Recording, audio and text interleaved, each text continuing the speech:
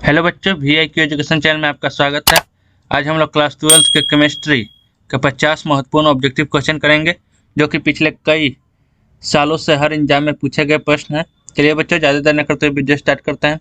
अगर आपको किसी भी प्रश्न का आंसर पता हो तो बच्चों आप उस आंसर को कमेंट में जरूर लिखिएगा प्रश्न संख्या के साथ, ताकि हमको पता चल सके कि हाँ, आपको इस प्रश्न का आंसर पता है।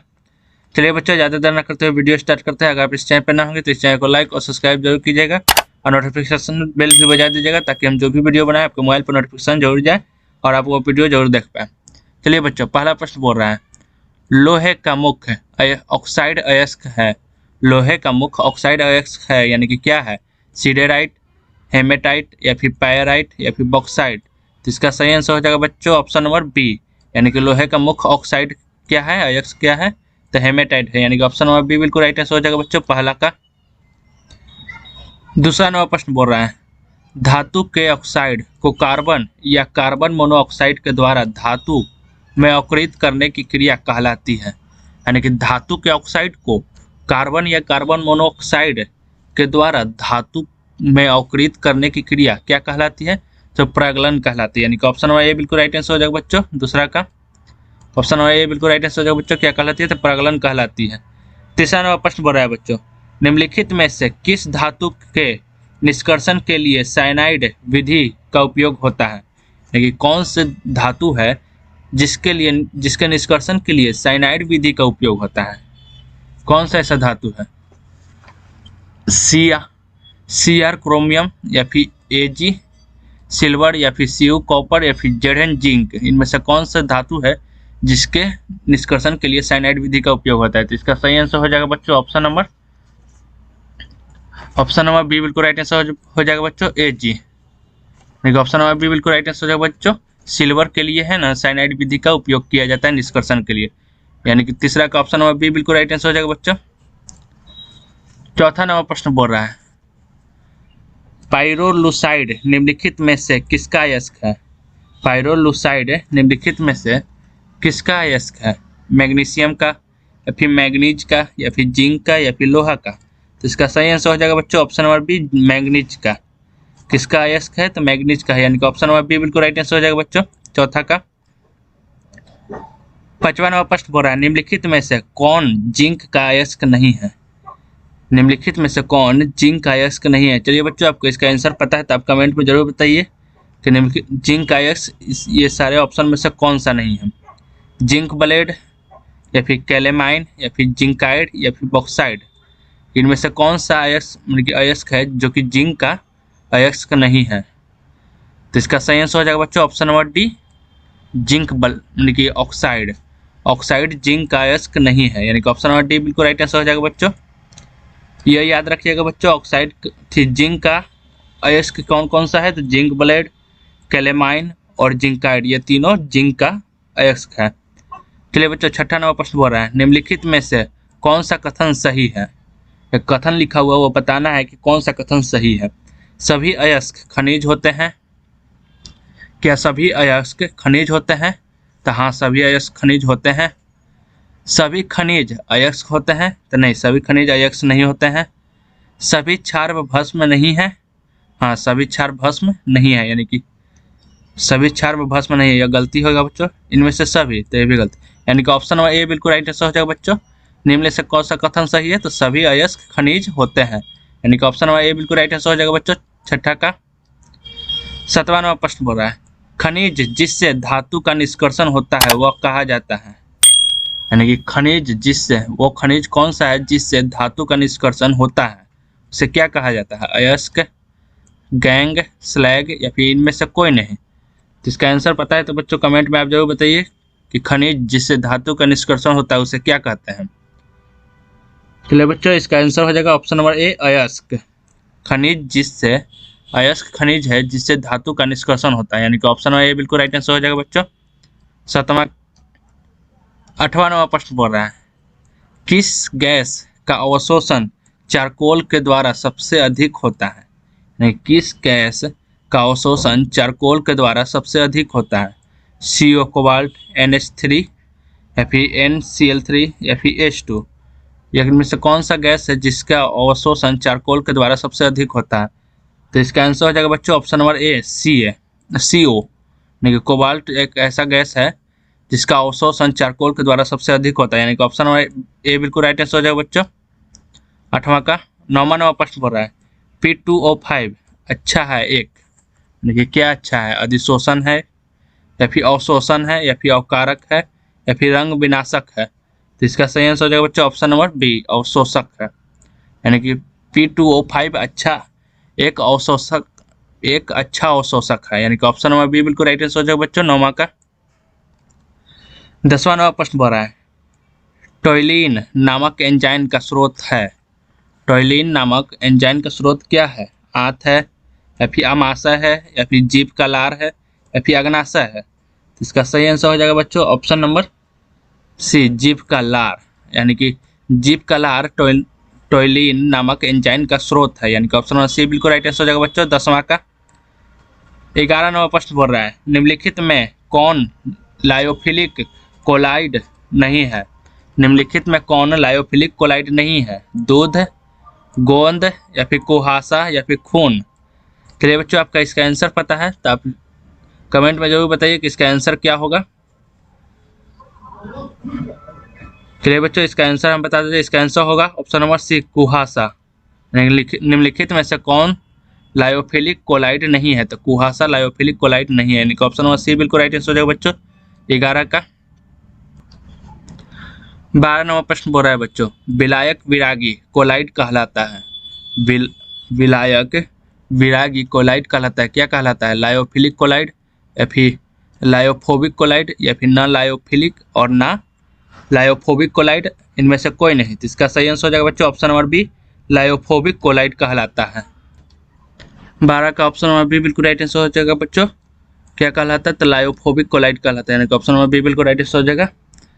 13वां प्रश्न बोल रहा है विलायक स्नेही कोलाइड कहलाता है, यानी कि विलायक स्नेही कोलाइड क्या कहलाता है? लायोफिलिक या फिर लायोफोबिक या फिर लायोफोबिक और लायोफिलिक दोनों में से कोई नहीं या फिर इनमें से कोई नहीं। तो इसका सही आंसर हो जाएगा बच्चों ऑप्शन नंबर ए लायोफिलिक, यानी कि विलायक स्नेही कोलाइड कहलाता है, लायोफिलिक कोलाइड कहलाता है, यानी कि ऑप्शन नंबर ए बिल्कुल राइट आंसर हो जाएगा बच्चों 13 का।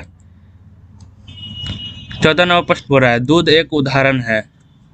दूध एक उदाहरण है, किसका उदाहरण है? जेल का या फिर सॉल का या फिर निलंबन का या फिर पायस का? तो इसका सही आंसर हो जाएगा बच्चों ऑप्शन नंबर डी पायस का, यानी कि दूध किसका उदाहरण है? तो पायस का उदाहरण है, ऑप्शन नंबर डी बिल्कुल राइट आंसर हो जाएगा बच्चों 14 का। अगर आपको इसका आंसर पता था बच्चों तब कमेंट में लिखिए, हाँ नहीं पता था तो आप इस तो ना लिखिए। चलिए बच्चों 15वां प्रश्न बोल रहा है निम्नलिखित में से किसके लिए हिमांक का अवनमन अधिक होता है?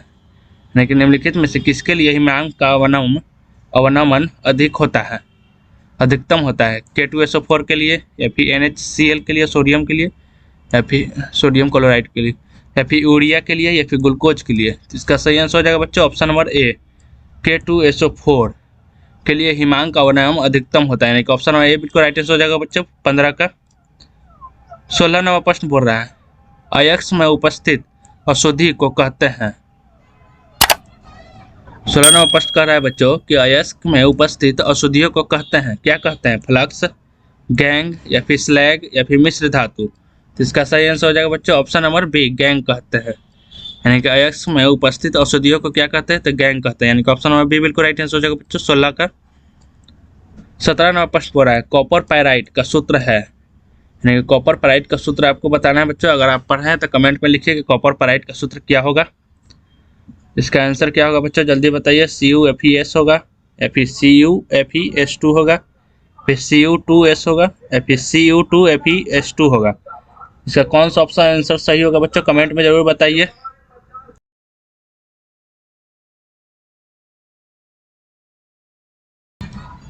तो बच्चों इसका आंसर हो जाएगा ऑप्शन नंबर बी CuFeS2 होता है, यानी कि कॉपर पाइराइट का सूत्र क्या होता है? तो CuFeS2, यानी कि ऑप्शन नंबर बी बिल्कुल राइट आंसर हो जाएगा बच्चों 17 का। ये बच्चों आप याद रखिएगा कि कॉपर पाइराइट का सूत्र क्या होता है, नहीं तो एक नोट बना लीजिए उस पर लिख के रखिएगा, कोई एग्जाम में जरूर पूछेगा ये। चलिए बच्चों 18वां प्रश्न बोल रहा है एल्युमिनियम का अयस्क है, यानी कि एल्युमिनियम का अयस्क कौन सा है? बॉक्साइट है हेमेटाइट है या फिर डोलोमाइट है या फिर इनमें से कोई नहीं। तो इसका सही आंसर हो जाएगा बच्चों ऑप्शन नंबर ए, बॉक्साइड। यानी कि एल्युमिनियम का अयस्क कौन सा है, तो बॉक्साइड है, यानी कि ऑप्शन नंबर ए बिल्कुल राइट आंसर हो जाएगा बच्चों। अगर आपके इसका आंसर पता था बच्चों तो कमेंट में जरूर लिखिएगा। 19 नंबर प्रश्न बोल रहा है मालाकाइट का अयस्क है, यानी कि मालाकाइट का अयस्क क्या है, लोहा, सिल्वर या फिर कॉपर या फिर जिंक। तो इसका सही आंसर हो जाएगा बच्चों ऑप्शन नंबर बी, कॉपर। यानी कि मालाकाइट का अयस्क है, मालाकाइट अयस्क है, किसका अयस्क है, तो कॉपर का है, यानी कि ऑप्शन नंबर बी बिल्कुल राइट आंसर हो जाएगा बच्चों 19 का। बच्चों ये नोट में जरूर लिखिएगा, जितना भी अयस्क के बारे में बता रहे हैं कि किसका अयस्क है, ये आपके एग्जाम में जरूर पूछ सकता है बच्चों। चलिए बच्चों 20 नंबर प्रश्न बोल रहा है सिल्वर युक्त अयस्क है, सिल्वर युक्त अयस्क है कौन सा है, सिल्वर युक्त अयस्क है किसका है, सिल्वर गलांस का है या फिर डोलोमाइट का है, फिर सिलियोमाइट का है या फिर मैग्नेटाइट का। इसका सही आंसर हो जाएगा बच्चों option number A, silver glance. Silver युक्त अयस्क है सिल्वर गलांस का, यानी कि ऑप्शन नंबर ए बिल्कुल राइट आंसर हो जाएगा बच्चों 20 का। 21 नंबर प्रश्न बोल रहा है निम्नलिखित में से कौन सी धातु भूपर्पट्टी में प्रचुरता से पाई जाती है, यानी कि निम्नलिखित में कौन सा ऐसी धातु है जो कि भूपर्पट्टी में प्रचुरता से पाई जाती है, मैग्नीशियम है या फिर सोडियम है, फिर एल्युमिनियम है या फिर आयरन है। तो इसका सही आंसर हो जाएगा बच्चों option number C, aluminium, L, यानी कि एल्युमिनियम भूपर्पट्टी में प्रचुर मात्रा में पाई जाती है, यानी कि ऑप्शन नंबर सी बिल्कुल राइट आंसर हो जाएगा बच्चों 21 का। 22 नंबर प्रश्न पड़ा है सिनेबार कहा जाता है, सिनेबार किसे कहा जाता है, HGS को या फिर PBS को या फिर ZNS को या फिर H2S को। तो इसका सही आंसर हो जाएगा बच्चों ऑप्शन नंबर ए, HGS को कहा जाता है। सिनेबार किसको कहा जाता है, तो HGS को, यानी कि ऑप्शन नंबर ए बिल्कुल राइट आंसर हो जाएगा बच्चों 22 का। 23 नंबर प्रश्न बोल रहा है पायराइट को गर्म करके सल्फर का निष्कासन कहलाता है, पायराइट को, अगर हम पायराइट को गर्म करके सल्फर का निष्कासन कहलाता है, यानी कि क्या कहलाता है, प्रगलन या फिर निस्तापन, फिर द्रवीकरण या फिर भर्जन, ये क्या कहलाता है। तो इसका सही आंसर हो जाएगा बच्चों ऑप्शन नंबर डी, भर्जन कहलाता है, यानी कि पायराइट को गर्म करके सल्फर का निष्कासन भर्जन कहलाता है, यानी कि ऑप्शन नंबर डी बिल्कुल राइट आंसर हो जाएगा बच्चों 23 का। 24 नंबर प्रश्न बोल रहा है निम्नलिखित में से कार्बोनेट अयस्क है, निम्नलिखित में से कार्बोनेट अयस्क है किसका अयस्क है, पायरोलुसाइड का या फिर मैग्नेटाइट का या फिर डायस्पोर का या फिर कैसिटेराइट का। तो इसका सही आंसर हो जाएगा बच्चों ऑप्शन नंबर बी, मैलेकाइट का, यानी कि निम्नलिखित में से कार्बोनेट अयस्क है किसका, तो मैलेकाइट का, यानी कि ऑप्शन नंबर बी बिल्कुल राइट आंसर हो जाएगा बच्चों 24 का। 24 का ऑप्शन नंबर बी बिल्कुल राइट आंसर होगा बच्चों। 25 नंबर प्रश्न बोल रहा है उदासीन एमिनो अम्ल का उदाहरण है, उदासीन एमिनो अम्ल का उदाहरण है, यानी कि उदासीन एमिनो अम्ल का उदाहरण क्या है, ग्लाइसिन या फिर स्फटिक अम्ल या फिर ग्लूटामिक अम्ल या फिर हिस्टेडिन। तो इसका सही आंसर हो जाएगा बच्चों ऑप्शन नंबर ए, ग्लाइसिन, यानी कि उदासीन एमिनो अम्ल का उदाहरण है ग्लाइसिन, यानी कि ऑप्शन नंबर ए बिल्कुल राइट आंसर हो जाएगा बच्चों 25 का। 26 नंबर प्रश्न बोल रहा है क्षारीय एमिनो अम्ल का उदाहरण है, यानी कि क्षारीय एमिनो अम्ल का उदाहरण क्या है, सेरीन या फिर हिस्टेडिन या फिर वेलिन, फिर हिस्टीन, सिस्टीन। तो इसका सही आंसर हो जाएगा बच्चों option number C, histidine, histidine, option number C बिल्कुल राइट आंसर हो जाएगा बच्चों, क्षारीय एमिनो अम्ल का उदाहरण है हिस्टडीन, यानी कि ऑप्शन नंबर सी बिल्कुल राइट आंसर हो जाएगा बच्चों 26 का। 27 नंबर प्रश्न बोल रहा है बच्चों प्रोटीन के विघटन का अंतिम उत्पादन है, प्रोटीन के विघटन का अंतिम उत्पादन है, यानी कि क्या है, अंतिम उत्पादन क्या है। ऑप्शन ए बोल रहा है पेप्टाइड, एमिनो अम्ल या फिर कार्बोहाइड्रेट या फिर वसा। तो इसका सही आंसर हो जाएगा बच्चों प्रोटीन के विघटन का अंतिम उत्पादन है ऑप्शन नंबर बी, एमिनो अम्ल, एमिनो अम्ल प्रोटीन के विघटन का अंतिम उत्पादन है, यानी कि ऑप्शन नंबर बी बिल्कुल राइट आंसर हो जाएगा बच्चों 27 का। 28 नंबर प्रश्न बोल रहा है स्टार्च अथवा सेलुलोज के जल का अपघटन से प्राप्त होता है, यानी कि स्टार्च अथवा सेलुलोज के जल का अपघटन खाने से प्राप्त होता है, क्या प्राप्त होता है? ग्लूकोज प्राप्त होता है, या फिर फ्रक्टोज प्राप्त होता है, या फिर मेनोज प्राप्त होता है, या फिर सुक्रोज। इसका सही आंसर हो जाएगा बच्चों ऑप्शन नंबर ए, ग्लूकोज प्राप्त होता है। क्या प्राप्त होता है? तो ग्लूकोज। ऑप्शन नंबर ए बिल्कुल राइट आंसर हो जाएगा बच्चों 28 का। 29वां प्रश्न बोल रहा है बच्चों, एमिनो अम्ल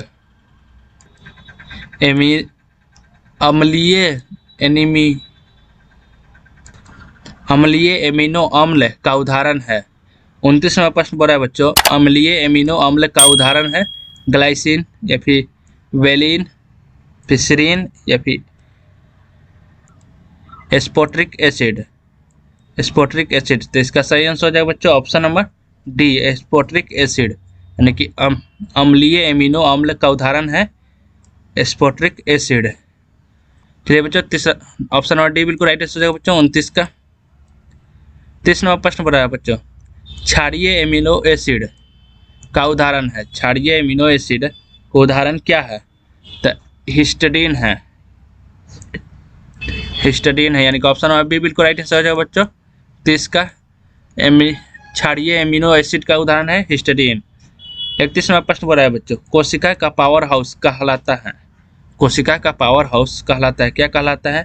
गोल्गी बॉडी, या फिर लाइसोसोमस, फिर माइक्रोक्रोमस, या फिर माइटोकॉन्ड्रिया। तो इसका सही आंसर हो जाएगा बच्चों ऑप्शन नंबर डी बिल्कुल राइट आंसर हो जाएगा बच्चों। कोशिका का पावर हाउस कहलाता है माइक्रोकॉन्ड्रिया, यानी कि ऑप्शन नंबर डी बिल्कुल राइट आंसर हो जाएगा बच्चों 31 का। 32वां प्रश्न बोला है बच्चों, मनुष्य की अग्नाशय द्वारा स्रावित हार्मोन्स का नाम है। अगर आपको इसका आंसर पता है तो कमेंट में जरूर बताइए बच्चों कि मनुष्य का अग्नाशय द्वारा स्रावित हार्मोन्स का नाम है, लेकिन नाम क्या है? थायराइड, इंसुलिन, या फिर एमाइलोप्सिन, या फिर ऑप्शन नंबर डी बोल रहा है अस्टिन एप्सिन। इसका सही आंसर हो जाएगा बच्चों ऑप्शन नंबर बी, इंसुलिन, यानी कि मनुष्य का अग्नाशय द्वारा स्रावित हार्मोन का नाम क्या है? तो इंसुलिन नाम है, यानी कि ऑप्शन नंबर बी बिल्कुल राइट आंसर हो जाएगा बच्चों 32 का। 33वां प्रश्न बोल रहा है, मनुष्य की लार में पाया जाने वाला एंजाइम है सलाइवा, यानी कि मनुष्य की लार को सलाइवा भी हम लोग कहते हैं बच्चों। मनुष्य की लार में पाया जाने वाला एंजाइम है कौन सा है? टाइलिन, या फिर ट्रिप्सिन, फिर एमाइलोप्सिन, या फिर एस्टाप्सिन। इसका सही आंसर हो जाएगा बच्चों ऑप्शन नंबर ए, टाइलिन, यानी कि मनुष्य की लार में पाया जाने वाला एंजाइम है टाइलिन। ऑप्शन नंबर ए बिल्कुल राइट आंसर हो जाएगा बच्चों 33 का। 34वां प्रश्न बोल रहा है, पीवीसी का एकलक है। पीवीसी का एकलक है, क्या है? एथीन, या फिर टेट्राफ्लोरोएथीन, फिर क्लोरोएथीन, या फिर कोई नहीं। तो इसका सही आंसर हो जाएगा बच्चों ऑप्शन नंबर सी, क्लोरोएथीन, यानी कि पीवीसी का एकलक है क्लोरोएथीन, यानी कि ऑप्शन नंबर सी बिल्कुल राइट आंसर हो जाएगा बच्चों 34 का। 35वां प्रश्न बोल रहा है, कौन सा बहुलक सबहुलक है? यानी कि कौन सा बहुलक सबहुलक है? तो नाइलॉन 6 सबहुलक है, यानी कि नाइलॉन 6 सबहुलक है, यानी कि ऑप्शन नंबर बी बिल्कुल राइट आंसर हो जाएगा बच्चों 35 का। 36वां प्रश्न बोल रहा है, निम्नलिखित में से कौन सा बहुलक समबहुलक का उदाहरण है? यानी कि देखिए बच्चों, यहाँ पर क्वेश्चन पूछा है ऊपर में कि कौन सा बहुलक सबहुलक है। इसमें पूछ ले कि निम्नलिखित में से कौन सा बहुलक समबहुलक का उदाहरण है? तो बेंकेलाइट, या फिर नाइलॉन 6, या फिर टेरिलिन, या फिर नियोप्रीन। तो इसका सही आंसर हो जाएगा बच्चों ऑप्शन नंबर डी, नियोप्रीन समबहुलक का उदाहरण है, यानी कि ऑप्शन नंबर डी बिल्कुल राइट आंसर हो जाएगा बच्चों 36 का। 37वां प्रश्न बोल रहा है, कौन से बहुलक में प्रबल अंतर आणविक बल होता है? 37वां प्रश्न बोल रहा है बच्चों, कौन से बहुलक में प्रबल अंतर आणविक बल होता है? ऑप्शन नंबर ए बोल रहा है बच्चों प्रत्यास्थ बहुलक, या फिर ताप सुघटय बहुलक, या फिर रेसे, या फिर ताप दृढ़ बहुलक। तो इसका सही आंसर हो जाएगा बच्चों ऑप्शन नंबर डी बिल्कुल राइट आंसर हो जाएगा बच्चों ताप दृढ़ बहुलक, यानी कि 37 का ऑप्शन नंबर डी बिल्कुल राइट आंसर हो जाएगा बच्चों। 38वां प्रश्न बोल रहा है, पॉलीथीन एक क्या है? तो पॉलीथीन एक ताप सुघटन प्लास्टिक है, यानी कि ऑप्शन ए बिल्कुल राइट आंसर हो जाएगा बच्चों। पॉलिथीन एक है ताप सुघटन प्लास्टिक, यानी कि ऑप्शन ए बिल्कुल राइट आंसर हो जाएगा बच्चों। 38 का 39वां प्रश्न बोल रहा है प्राकृतिक रबर का एक बहुलक है, प्राकृतिक रबर का एक बहुलक है, क्या है? बायोटाइड, ऑप्शन ए बोल रहा है बच्चों बायोटाडाइन, बायोटाडाइन या फिर एथाइन या फिर स्टायरिन या फिर आइसोप्रीन। तो इसका सही आंसर हो जाएगा बच्चों ऑप्शन नंबर डी आइसोप्रीन। प्राकृतिक रबर एक बहुलक है आइसोप्रीन का, यानी कि ऑप्शन नंबर डी बिल्कुल राइट आंसर हो जाएगा बच्चों। 39 का 40वां प्रश्न हो रहा है निम्नलिखित में से कौन सा सबहुलक है? निम्नलिखित में से कौन सा सबहुलक है? तो बेउना एस सबहुलक है, यानी कि ऑप्शन नंबर ए बिल्कुल राइट आंसर हो जाएगा बच्चों। बेउना एस सबहुलक है, ऑप्शन नंबर ए बिल्कुल राइट आंसर हो जाएगा बच्चों। 40 का 41वां प्रश्न बोल रहा है निम्नलिखित में कौन सा सबहुलक है? निम्नलिखित में कौन सा सबहुलक है? स्टार्च, रबर, फिर सेलुलोस या फिर नाइलॉन 6। तो इसका आंसर हो जाएगा बच्चों ऑप्शन नंबर बी सेलुलोस, यानी कि ऑप्शन नंबर बी बिल्कुल राइट आंसर हो जाएगा बच्चों। 41 का निम्नलिखित में से कौन सा बहुलक है? तो सेलुलोस है। 42वां प्रश्न बोल रहा है बच्चों कौन सा बहुलक नहीं है? कौन सा बहुलक नहीं है? सुक्रोस, स्टार्च या फिर एंजाइम या फिर टेफ्लॉन। तो इसका सही आंसर हो जाएगा बच्चों ऑप्शन नंबर ए सुक्रोस। सुक्रोस एक बहुलक नहीं है, यानी कि ऑप्शन नंबर ए बिल्कुल राइट आंसर हो जाएगा बच्चों। 42 का 43वां प्रश्न बोल रहा है कौन सा पूर्ण फ्लोरीन बहुलक है? कौन सा पूर्ण फ्लोरीन बहुलक है? टेफ्लॉन या फिर नियोप्रीन या फिर थियोकोल या फिर पीवीसी। तो इसका राइट आंसर हो जाएगा बच्चों ऑप्शन नंबर ए टेफ्लॉन, यानी कि ऑप्शन नंबर ए बिल्कुल राइट आंसर हो जाएगा बच्चों। 43 का 44वां प्रश्न बोल रहा है आर्लोन में होता है, आर्लोन में होता है विनाइल क्लोराइड या फिर आक्रोलिन या फिर ग्लाइकोल या फिर आइसोप्रीन। इसका सही आंसर हो जाएगा बच्चों ऑप्शन नंबर ए आर्लोन में होता है, क्या होता है? तो विनाइल क्लोराइड होता है, यानी कि ऑप्शन नंबर ए बिल्कुल राइट आंसर हो जाएगा बच्चों। 44 का 45वां प्रश्न हो रहा है बच्चों कौन सा पॉलीएमाइड है? यानी कि इनमें से कौन सा पॉलीएमाइड है? लाइनोन 66, बेकेलाइट या फिर टेरिलीन या फिर टेफ्लॉन। इसका सही आंसर हो जाएगा बच्चा ऑप्शन नंबर बी लाइनोन 66। नहीं कौन सा पॉलीएमाइड है? तो लाइनोन 66 एक पॉलीएमाइड है, यानी कि ऑप्शन नंबर बी बिल्कुल राइट आंसर हो जाएगा बच्चों। 45 का 46वां प्रश्न हो रहा है निम्नलिखित में कौन सा को बहुलक का एक उदाहरण है? निम्नलिखित में कौन सा थी ऑप्शन है जो कि को बहुलक का उदाहरण है? टेफ्लॉन या फिर पीवीसी या फिर बुनाएस या फिर पॉलीप्रोपिलीन। तो इसका सही आंसर हो जाएगा बच्चों ऑप्शन नंबर सी बुनाएस। बुनाएस को बहुलक का एक उदाहरण है, यानी कि ऑप्शन नंबर सी बिल्कुल राइट आंसर हो जाएगा बच्चों। 46 का 47वां प्रश्न बोला निम्न में से कौन सा प्राकृतिक बहुलक है? निम्न में से कौन सा प्राकृतिक बहुलक है? प्रोटीन, फिर नाइलॉन 6 या फिर ट्रेलिन, फिर बुनाएस। तो इसका सही आंसर हो जाएगा बच्चों ऑप्शन नंबर ए प्रोटीन। प्रोटीन एक प्राकृतिक बहुलक है, यानी कि ऑप्शन नंबर ए बिल्कुल राइट आंसर हो जाएगा बच्चों। 47 का 48 नंबर क्वेश्चन बोल रहा है बच्चों गोताखोर O2 के साथ मिलाकर ले जाते हैं। गोताखोर यानी कि जो पानी में डुबकी लगाते हैं वो जो इंसानी से बचाने के लिए, तो गोताखोर वो O2 के साथ क्या ले जाता है? ऑक्सीजन के साथ N2 या फिर हीलियम या फिर AR आर्गन या फिर आरएन रेडॉन। कौन माने कि कौन सा मिलाकर ले जाते हैं गैस? तो इसका सही आंसर हो जाएगा बच्चों ऑप्शन नंबर बी हीलियम मिला के ले जाते हैं। O2 के साथ मिलाकर क्या ले जाते हैं? तो हीलियम ले जाते हैं, यानी कि ऑप्शन नंबर बी बिल्कुल राइट आंसर हो जाएगा बच्चों। 48 का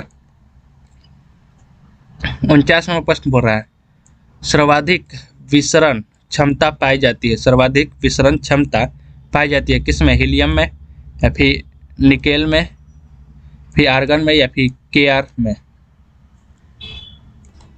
केयर क्रिप्टॉन में।